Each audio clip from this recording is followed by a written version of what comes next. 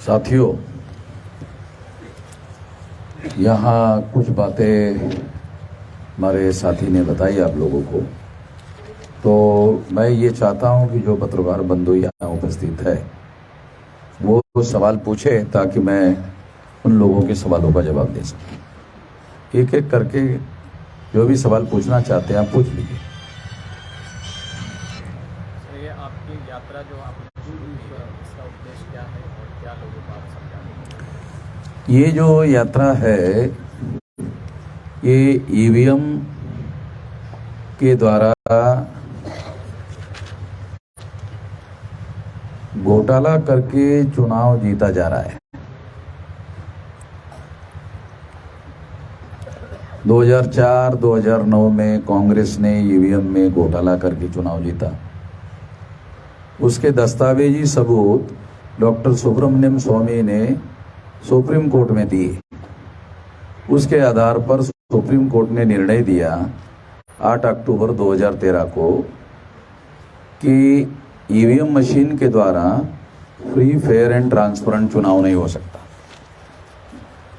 इसका मतलब है संक्षिप्त में कि ईवीएम मशीन के द्वारा घोटाला होता है। ये सुप्रीम कोर्ट का जजमेंट है। सुप्रीम कोर्ट ने छानबीन करके ये कहा। तो ये जानकारी मीडिया लोगों के मेहरबानी की वजह से, मीडिया की मेहरबानी क्या है, उन्होंने इतनी बड़ी खबर को छापा ही नहीं। ये उनकी बड़ी मेहरबानी है। ये जो मेहरबानी है पत्रकारों की या मीडिया वालों की, इस खबर को उन्होंने छापा ही नहीं, इतनी बड़ी खबर, और इस वजह से देश के लोगों को मालूम ही नहीं हुआ ईवीएम में गड़बड़ी होती है। ईवीएम की गड़बड़ी रोकने के लिए पेपर ट्रेल मशीन लगाना होगा, ये भी लोगों को पता नहीं है क्योंकि खबर छापी ही नहीं गई। तो इसलिए इस बात को ध्यान में रखते हुए कि ईवीएम में घोटाला होता है, ये सुप्रीम कोर्ट का कहना है, ये जानकारी लोगों को नहीं है, वो जानकारी लोगों को बताना, ये हमारा मकसद है। ये मैंने पहले यात्रा निकाली थी, उसमें ये मैंने बताया। अभी इस यात्रा का पार्ट 2 अभियान चल रहा है। उसके पीछे मकसद ये है कि जो पहले यात्रा में मैंने घोटाले के संबंध में जानकारी बताई थी, अब ये घोटाला और ज्यादा बढ़ गया है, घोटाले की और ज्यादा नई जानकारी आ गई है। तो ये जानकारी लोगों को बताने के लिए ईवीएम भंडाफोड़ परिवर्तन यात्रा पार्ट 2 ये निकाला जा रहा है। ये 365 दिन चलेगा, 21 फरवरी से 21 फरवरी 2024 तक। ये सारे देश भर में चलेगा, 674 जिलों में चलेगा। पैदल यात्रा रहेगी। इसमें 4 व्हीलर गाड़ी के साथ में ये हमारी यात्रा है, और शहर जहाँ कार्यक्रम चलता है उसके पहले 4-5 किलोमीटर, कई 2 किलोमीटर, कई 4 किलोमीटर, कई 5 किलोमीटर, 6 किलोमीटर पैदल चलने का भी कार्यक्रम चलता है।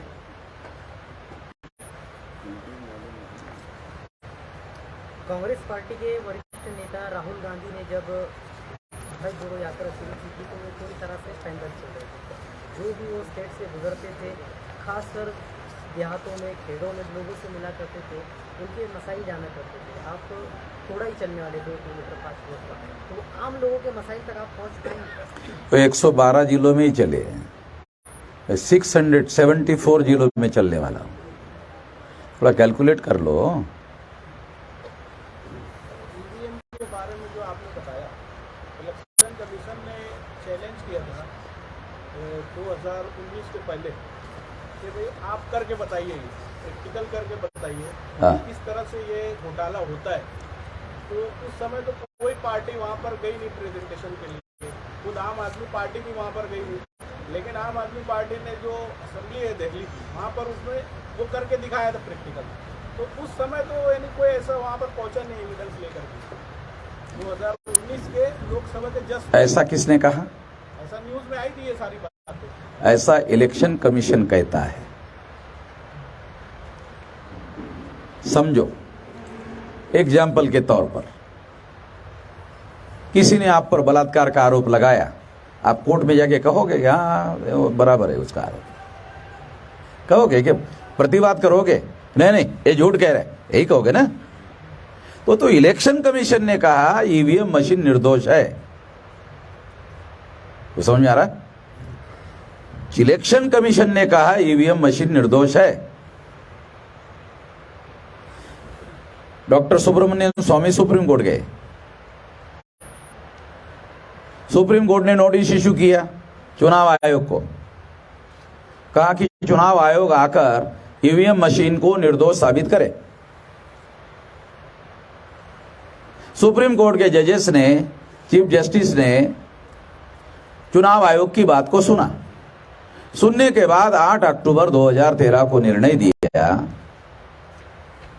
ईवीएम मशीन में फ्री, फेयर एंड ट्रांसपेरेंट चुनाव नहीं हो सकता। चुनाव आयोग का सुनने के बाद दिया ना, मान्यवर आप समझ में आ रहे हैं? आप पत्रकार ज्यादा ज्ञानी होते हैं भाई, वेरिफिकेशन समझते हो? कोई आदमी कुछ कह रहा है तो सच और झूठ का वेरिफिकेशन किया जाना चाहिए।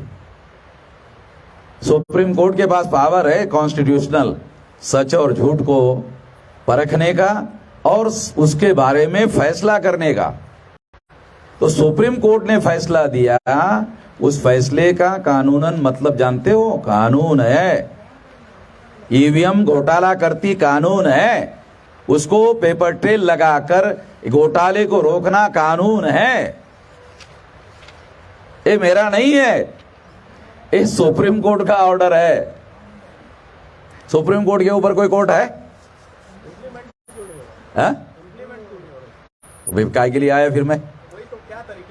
हाँ, तो मैं ये कह रहा हूं कि एक तो मान लो सरकार जो चला रही है, मान लो सरकार चला रही है, सरकार ने कोई गलत फैसला किया, तो सरकार ने फैसला गलत किया। मान लो किसानों के विरोध में नरेंद्र मोदी ने एक गलत फैसला किया, तो सारे किसान दिल्ली में इकट्ठा हो गए कि नहीं?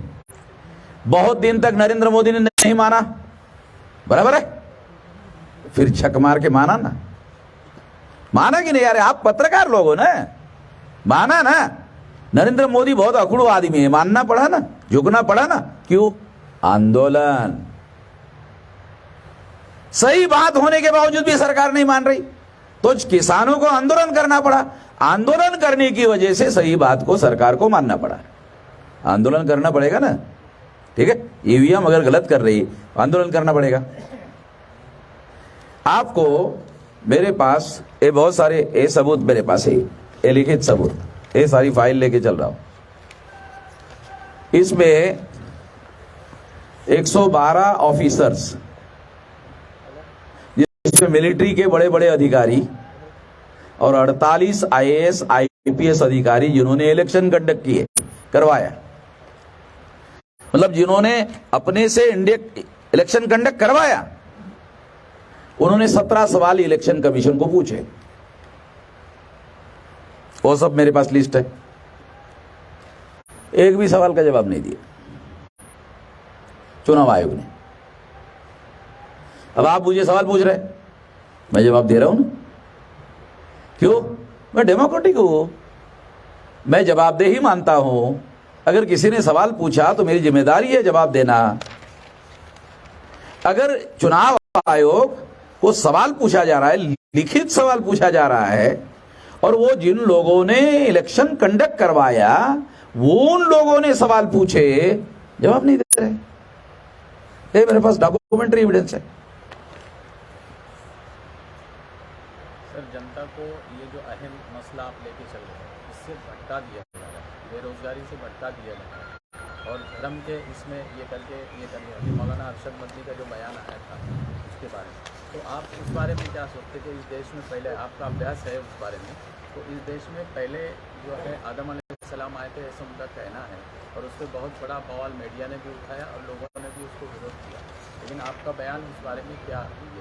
देखो, ये जो लोग, मदनी साहब ने जो बयान दिया, तो आरएसएस के लोग बयान देते हैं, फिर मदनी साहब देते हैं, फिर मदनी साहब देते हैं, फिर आरएसएस के लोग देते हैं, आरएसएस के लोग देते हैं, फिर मदनी साहब देते हैं। तो इस झंझट में मुझे नहीं पड़ना है। मैं इतना गधा आदमी नहीं हूं, समझ रहे क्या? मैं क्या कहना चाहता हूं, देखो आपको बात समझाने के लिए। एक है ब्राह्मण। जब मुसलमान भारत में आए तो यहां के प्रजा को कहा हिंदू। दयानंद सरस्वती ने अपने किताब में लिखा कि हिंदू मुसलमान की दी हुई गाली है। दयानंद सरस्वती की 200 साल का जन्मदिन मनाया नरेंद्र मोदी ने दिल्ली में, अभी दिल्ली में, और नरेंद्र मोदी ने उसका जन्मदिन मनाया 200 साल का, वो भी गुजराती है, राजकोट का, दयानंद सरस्वती। वो कहता है हिंदू मुसलमान की दीवी गाली है, और नरेंद्र मोदी, आरएसएस और बीजेपी हिंदू मुसलमान, हिंदू मुसलमान, हिंदू मुसलमान, हिंदू मुसलमान ये कहते रहते। तो ये ब्राह्मणों की बनाई हुई आरएसएस है, ब्राह्मणों की बनाई हुई बीजेपी है। तो हम ऐसा कहते हैं कि ब्राह्मणों की थ्योरी है, एक ब्राह्मण है, फिर ब्राह्मण क्या कहता है, कुछ लोग हिंदू हैं, कुछ लोग मुसलमान हैं। चलो ठीक है, उनकी बात को मान लेते हैं, ब्राह्मण, हिंदू, मुसलमान। तो ब्राह्मण हिंदू किसको कहते हैं? ब्राह्मण एससी एसटी ओबीसी को हिंदू कहते हैं। हम कहते भाई तुम कौन हो हमको हिंदू कहने वाले? तुम कौन हो? जब संविधान ने हमको एससी एसटी ओबीसी कहा तो तुम हमको हिंदू कहने वाले कौन हो? ब्राह्मणों के धर्म ग्रंथ में, वेद में हिंदू शब्द नहीं है, श्रुति में हिंदू शब्द नहीं है, स्मृति में हिंदू शब्द नहीं है, पुराण में हिंदू शब्द नहीं है, रामायण में हिंदू शब्द नहीं है, महाभारत में हिंदू शब्द नहीं है, मनुस्मृति में हिंदू शब्द नहीं है। अरे तुम्हारे धर्म ग्रंथों में हिंदू शब्द नहीं है भाई। तुम्हारे धर्म का नाम तुम हिंदू कह रहे हो, तुम्हारे धर्म ग्रंथ में हिंदू नाम नहीं है। मेरे इस सवाल का किसी ब्राह्मण ने आज तक जवाब नहीं दिया। हम कहते हैं हम हिंदू नहीं है, मूल निवासी है, भारत के मूल निवासी है, और ये मूल निवासियों को इस देश का क्या करना है, क्या नहीं करना है, वो मूल निवासियों का अधिकार है। वामन साहब, आप दबे कुचले और गरीबों की लड़ाई लड़ रहे हैं जी। मालेगांव में एक साल पहले घटना हुई थी 12 नवंबर की, जावेद अनवर साहब भी उसमें आरोपी है। हाँ। तो आपकी तंजीम या राष्ट्रीय मुस्लिम मोर्चे इस बारे में क्या करी है या कुछ करने वाली थी क्या? क्या क्या क्या इशू है? उनके ऊपर FIR सख्त लगा जो है, कलम अच्छा। लगी, हाँ 307 के आरोपी ने लगी है। चलो थोड़ी देर के लिए मान लेते हैं कि इनके ऊपर 307 लगा। हाँ तो as per the provision of the constitution या देश के कानून के अनुसार जी, अगर मेरे ऊपर लगा, किसी और पर लगा, तो देश का कानून क्या कहता है कि हम लोगों को कोर्ट में जाना होगा और कोर्ट में अपने को निर्दोष साबित करना होगा। अगर मान लो ये झूठा है आरोप तो झूठा साबित हो जाएगा, बराबर है। मेरे खिलाफ भी बहुत सारे ब्राह्मणों ने FIR किए। मैंने हाई कोर्ट में कई जगह एप्लीकेशन लगाया, ये झूठा FIR है, इसको स्क्वैश खत्म कर दो। तो 2-3 हाई कोर्ट ने मेरे खिलाफ जो ब्राह्मणों ने FIR की स्क्वैश कर दी, क्यों? झूठे थे। सबूत चाहिए ना। अरे जब हम कोई गलत काम कर नहीं रहे, मैं तो कानून और संविधान के दायरे में रहकर काम करने का आदी हूँ, उल्लंघन नहीं करता हूँ। दूसरा उल्लंघन करे तो मैं उसके विरोध में कार्रवाई करने के लिए कहता हूँ। अगर मैंने कोई कानूनी अपराध किया तो लोग मेरे खिलाफ कार्रवाई करें, मुझे कोई एतराज नहीं है, मगर मैं कानून और संविधान के दायरे में रहकर काम करता हूं, अपनी बात लोगों के सामने रखता हूं। आर्टिकल 19 संविधान के तहत मुझे अपनी बात कहने का अधिकार संविधान ने दिया। तो लोग क्या कहते हैं, ब्राह्मण लोग या ये लोग क्या कहते हैं, नहीं वामन में शाम का कार्यक्रम ही नहीं होना। अरे मैं बोल रहा हूं क्या आरएसएस का कार्यक्रम ही नहीं होना चाहिए? मैं तो नहीं कह रहा हूं, मैं कह रहा हूं आरएसएस को भी आर्टिकल 19 के तहत कार्यक्रम करने का अधिकार है, भाजपा को भी कार्यक्रम करने का अधिकार है, विश्व हिंदू परिषद को भी कार्यक्रम करने का अधिकार है। मैं नहीं कह रहा हूं इसको मना करो, मैं क्या कह रहा हूं, मुझे भी अधिकार है, मुझे भी अपना कार्यक्रम करने का अधिकार है, मुझे अपनी बात कहने का अधिकार है। उनकी समस्या क्या है? जो मैं कहता हूं उसका जवाब ही उनके पास नहीं होता, इसलिए वो क्या कहते, नहीं नहीं इनको कार्यक्रम ही करने मत दो। अरे ऐसे कैसे होगा भाई? ये तो आर्टिकल 19 के तहत संविधान ने मुझे अधिकार दिया, आरएसएस के लोगों के बाप ने दिया क्या? आरएसएस के लोगों को भी बाबा साहब आम्बेडकर ने दिया। आरएसएस पर पाबंदी लगी कि नहीं 2-3 बार?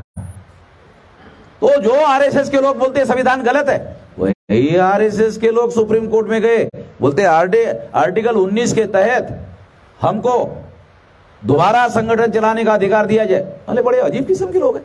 अरे तुम संविधान को मानते नहीं हो, तुम उसी संविधान का आर्टिकल 19 लेकर सुप्रीम कोर्ट में गए और सुप्रीम कोर्ट ने भी कहा कि नहीं इन आरएसएस वालों को बराबर, ये आर्टिकल 19 के तहत उनको भी अधिकार है। यानी वो संविधान को मानते नहीं, मगर जब पाबंदी लगाई तो उसी संविधान को लेकर गए। इतने हरामखोर लोग हैं। सर आप इनको मैं बता देता हूँ। आप मतलब ईवीएम के लिए जो बात चल रही है, जी। इसके लिए आंदोलन करना पड़े, जी तो क्या जन यात्रा के बाद आपका कोई बड़ा आंदोलन देश में शुरू होने वाला है? देखो, 2 काम करने वाला हूं। एक, दिसंबर-नवंबर के आसपास भारत बंद करेंगे, इसकी तैयारी के लिए तो कर रहा हूं। पहले तो जागरण करना पड़ेगा ना, लोगों को यकीन तो दिलाना पड़ेगा कि इसमें गड़बड़ होती है। मैंने एक और घोषणा की, शायद आप लोगों ने नहीं सुना होगा। वो घोषणा ये है कि जो लोग ऐसा कहते हैं कि ईवीएम में गड़बड़ी नहीं होती है, घोटाला नहीं होता है, वो गधे की औलाद है। ये मैं सारे देश भर में बोल रहा हूं, दोबारा बोलता हूं प्रेस कॉन्फ्रेंस में, जो लोग ऐसा कहते हैं ईवीएम में घोटाला नहीं होता है, वो गधे की औलाद है। मेरे को सवाल पूछो किसी भी प्रकार का ईवीएम के बारे में, हर सवाल का जवाब दूंगा, घोटाले का जवाब दूंगा, सबूतों के साथ दूंगा। ये क्या है? ये तो सारे डॉक्यूमेंट्री सबूत है। ये लोगों के पास खबरें नहीं पहुंची, इस वजह से लोगों को जानकारी नहीं है। आपके साथ मौलाना खलीलुर रहमान, सज्जाद नोमानी जुड़े हुए थे पीछे, आप भी जुड़े हैं या फिर थोड़ा सा दूरी? सज्जाद नोमानी साहब को पूछना चाहिए कि मैंने कौन सा अपराध किया जो मेरे छोड़ करके भागवत बड़े अच्छे आदमी हैं, भागवत बड़े कद के नेता है, आरएसएस बहुत बड़ा संगठन है, ऐसा बयान नोमानी साहब क्यों दे रहे हैं? क्या उनको विदेश से जो फंड आ रहा है उसका सवाल की फाइल उनके घर में भेजी गई क्या? नरेंद्र मोदी ने? आपको कुछ समझ में आ रहा है क्या बोल रहा हूं? मिडल ईस्ट से नोमानी साहब को फंड आता है और वो भारत सरकार रिजर्व बैंक के थ्रू आता है। सारा डॉक्यूमेंट सरकार के पास अवेलेबल है। वो सारा डॉक्यूमेंट का आधार बनाकर आपको विदेश से पैसा आता है। ऐसा मामला नोमानी साहब के सामने उठाया गया। नोमानी साहब ने मुझे पहले ही साल भर पहले बोला था कि मेरे ऊपर बड़ा प्रेशर है, इस प्रेशर के बावजूद भी मैं आपका साथ सहयोग कर रहा हूं। नोमानी साहब ने मुझे कहा अब एक लिमिट के बाद प्रेशर पड़ा होगा, और वो प्रेशर क्या है आपको बताता हूं। कलीम सिद्दीकी साहब का नाम सुना? हाँ, फुलत वाले साथ। कलीम सिद्दीकी साहब और उनके और एक साथी को, जो नोमानी साहब के बहुत नजदीकी लोग हैं, दोनों को अरेस्ट करके जेल में डाला हुआ है। नोमानी साहब को इशारा करने के लिए उनको अंदर डाला। नोमानी साहब, तुम्हारे नजदीकी को हमने अंदर डाला है। उसके बाद बयान आया नोमानी साहब का मेरे खिलाफ। आप समझते नहीं हो भाई करम, मैं तो सारी बातें जानता हूं, इसी पे तो पूछा हूं आप। सारी बातें जानता हूं। तो नोमानी साहब की मजबूरी है, मैं उनके मजबूरी पर उन पर दया कर सकता।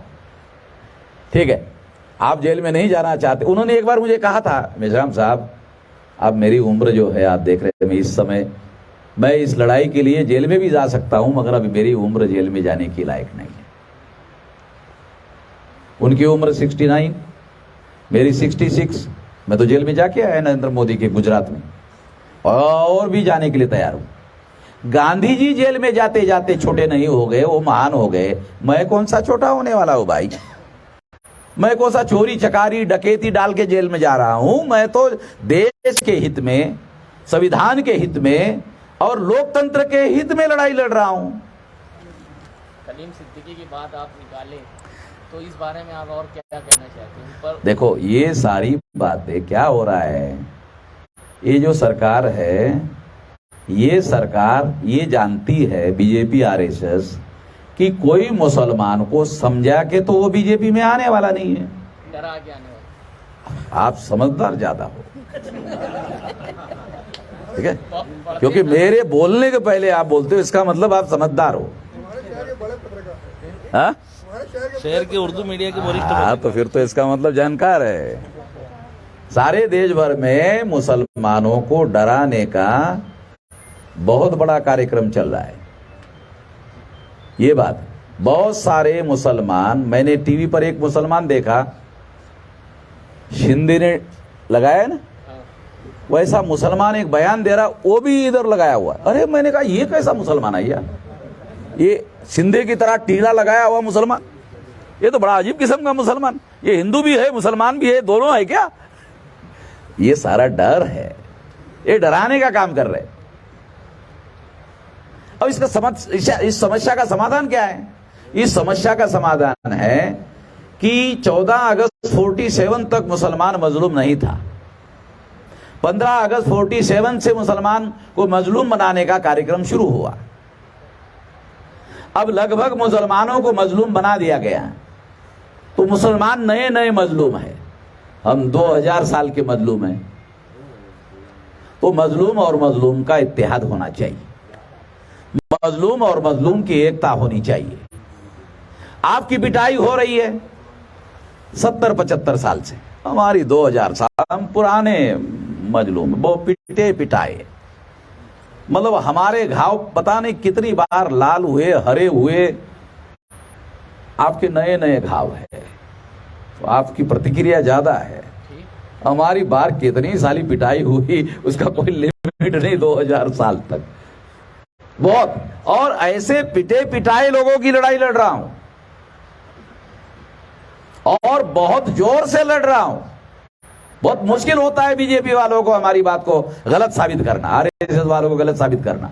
मैं तो ऐलानिया कहता हूं, मैं तो 3.5 लाख लोग लेकर के आरएसएस के हेडक्वार्टर पर गया, वहां भी नहीं होने दिया। हरियाणा में मेरा कार्यक्रम नहीं करने दिया। हरियाणा में बीजेपी की सरकार है, उसके विरोध में मैंने 3.5 लाख लोगों का मोर्चा लेकर गया। वो वहां फडणवीस जो है मॉनिटर कर रहा था, जब उसको लगा कि ये कंट्रोल में नहीं है तो कमिश्नर को मेरे पास भेजा, कमिश्नर को मेरे पास भेजा, और आरएसएस के हेडक्वार्टर को मैसेज दिया कि ये लोग कंट्रोल में नहीं है, ये कभी भी हेडक्वार्टर आ सकते हैं, आप लॉक लगाओ, भाग जाओ। भाग गए, आरएसएस के लोग ताला लगाकर भाग गए। अरे हम जाने के पहले भाग गए, गए नहीं तो पहले ही भाग गए। अभी सुना है हेडक्वार्टर नागपुर का अयोध्या लेकर जा रहे, मेरी वजह से। अरे भाई, आपको क्या बताया जाए, नागपुर में आरएसएस का हेडक्वार्टर मैं कभी भी घेर सकता हूं। आप जानते नहीं, नागपुर तो मेरा गांव है, चारों वेर आरएसएस के हेडक्वार्टर को हमारे लोगों के द्वारा घेरा हुआ है। सर, अभी ये जो नामांतरण हो रहे हैं, औरंगाबाद का नाम बदल दिया गया, हाँ, और शहरों का नाम भी बदल दिया, इसके बारे में क्या ये है इसे? देखो, जितने भी मुसलमान नाम है वो बदलने का चल रहा है कि नहीं। उस्मानाबाद, उस्मान मुस्लिम नाम है, औरंगाबाद मुस्लिम नाम है कि नहीं, बराबर। अहमदनगर ये नाम मुस्लिम है कि नहीं, गुजरात का अहमदाबाद भी सुनिए सुनिए, हाँ बराबर है। मेरा कहने का ये मतलब है कि ये लोग नाम बदल रहे हैं, इससे वो मैसेज देते हैं कि हम लोग मुस्लिम विरोध में हैं। तो ये लोगों का तुष्टीकरण करने का मामला है, खुश करने का मामला है, ताकि लोग उनको वोट दें। उन लोगों के हित में तो कुछ कर नहीं रहे। इससे कौन सी सामाजिक आर्थिक समस्या का समाधान हो गया? नाम बदल गया। कितने बेरोजगार को नाम बदलने से रोजगार मिल रहा है? कितनी महंगाई खत्म हो रही है ये नाम बदलने से? महंगाई करने वाले लोगों को फायदा हो रहा है ना। उन लोगों को फायदा हो रहा है, और जिनको फायदा हो रहा है वही चंदा देते बीजेपी वालों को।